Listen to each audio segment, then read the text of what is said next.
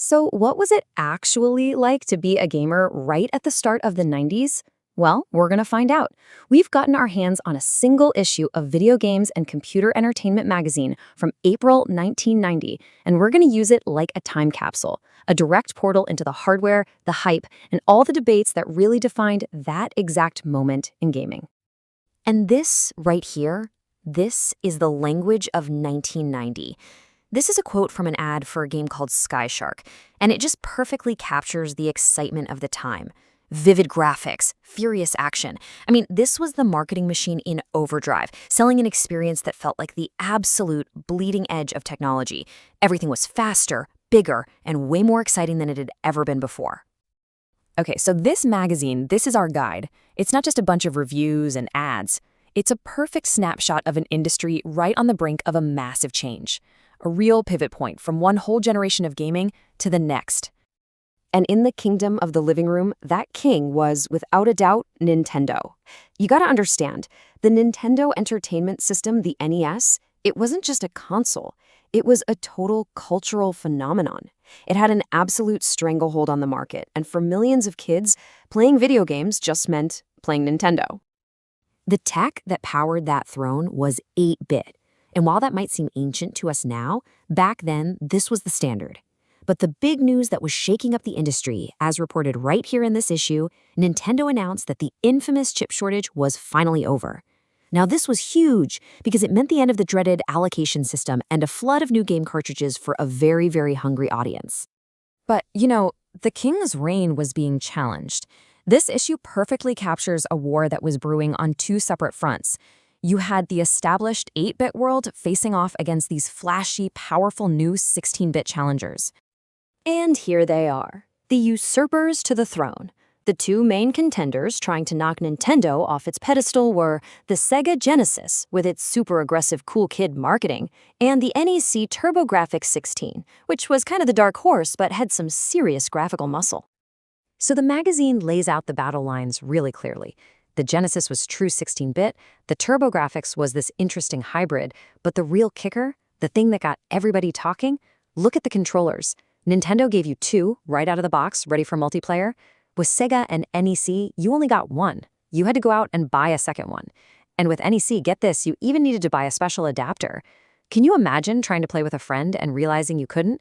It was a really controversial move that sparked a ton of debate.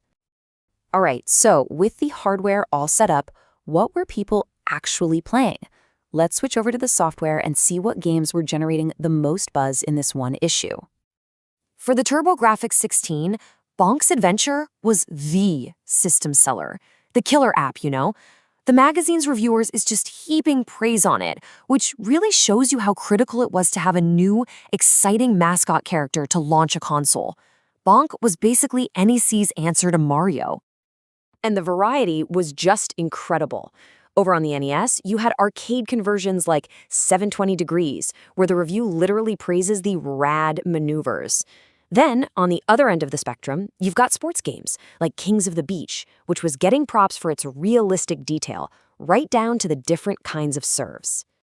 And hey, we can't forget the PC. While the consoles were mostly focused on arcade action, PC gaming was diving deep into simulation.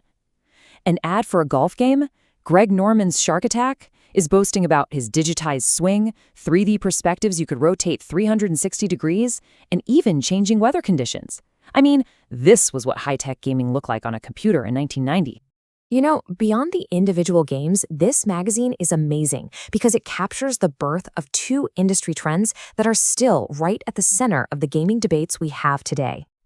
The magazine asks this very question in a big feature article they called Play It Again. They noticed this sudden explosion in sequels, a trend that, let's be honest, clearly never went away. So what was the thinking back then?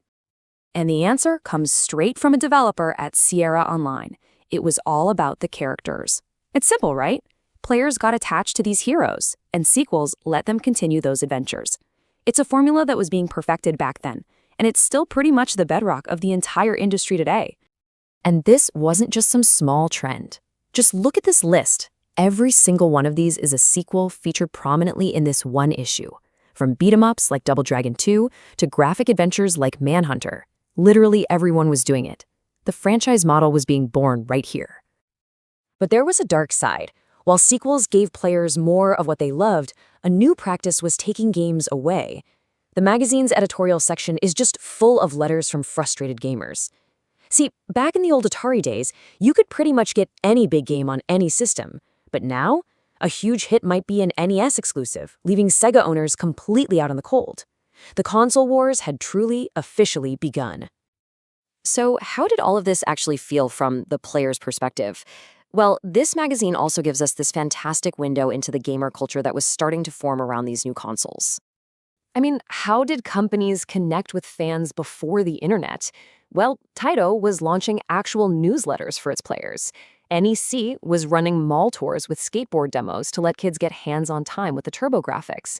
And a huge part of the culture was the hunt for secrets, for tips, and for the Holy Grail, cheat codes. This is my favorite part. The Easter egg hunt section of the magazine was just pure gold. This is the actual cheat code for the shooter Blazing Lasers on the TurboGrafx 16. Can you even imagine fighting this out? Toggling the difficulty up to Supermania or even God of Game, it must have felt like you were hacking the system, like you had this secret knowledge shared just between you and the magazine. So, as we wrap up our little trip back to April 1990, it's just amazing to see how the conversations and the conflicts from that one moment in time are somehow still with us today. The connection is just incredible. Look at this. The frustration over exclusive licensing agreements back in 1990, that is the exact same debate we have today about platform exclusivity and major studio acquisitions. The rise of sequels back then has just evolved into a market that's completely dominated by massive franchises. And that arms race over 16-bit graphics is the direct ancestor of today's obsession with 4K resolution and ray tracing. So the real takeaway from our time capsule is this. The technology has changed almost beyond recognition. The controllers, the graphics, the way we buy and play our games, it's all completely different. But the core debates, the arguments about exclusives, the value of sequels, and the raw power of new hardware, are they really any different at all? It seems like the conversations we're having today have echoes that go back decades.